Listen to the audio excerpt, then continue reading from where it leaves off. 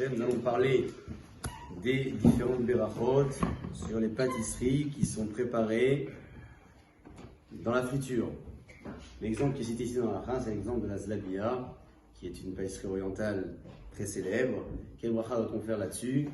Finalement, c'est une pâtisserie, mais qui n'est pas cuite dans un four, donc qui ne pourrait pas s'apparenter au pain. Et la halakha donc se pose la question de savoir, est-ce que on dit la bracha de Birkat Hamazon lorsqu'on en consomme en grande quantité ou non? Halakha les maaseh, avant de consommer cette pâtisserie-là, qui est faite avec du miel, de la farine et bien d'autres choses, frites dans une poêle, on doit dire la bracha de Boré Miné Mezonot. Si on en consomme plus de 230 grammes, je ne sais pas si c'est possible de le faire, mais imaginons que quelqu'un ait le ventre solide, qu'il en consomme plus de 230 grammes, dans ce cas-là, il ne dira pas non plus la bracha de Birkat Hamazon, contrairement aux gâteaux qui sont cuits dans un four, pour lesquels la halakha exige un Birkat Hamazon si on en consomme beaucoup plus que 230 grammes. Pour cette pâtisserie, ce n'est pas le cas. Pourquoi? Puisqu'elle ne s'apparente pas au pain. Elle n'est pas cuite dans un four, elle est cuite dans la poêle avec la friture. Une personne qui s'est trompée, qui a dit donc la bracha de Hamotil Hamina Aretz et Birkat Hamazon pour finir.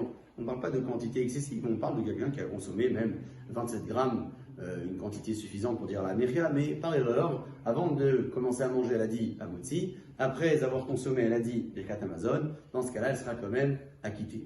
Pourquoi?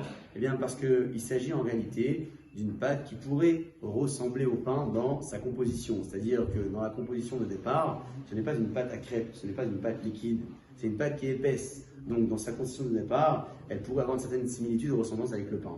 Raison pour laquelle, même si initialement on doit dire mésonote et à la miria, quelle que soit la quantité, si on s'est trompé par erreur, on a dit la bracha de moti et birkat hamazon pour finir, nous serons quand même acquittés, bouchim,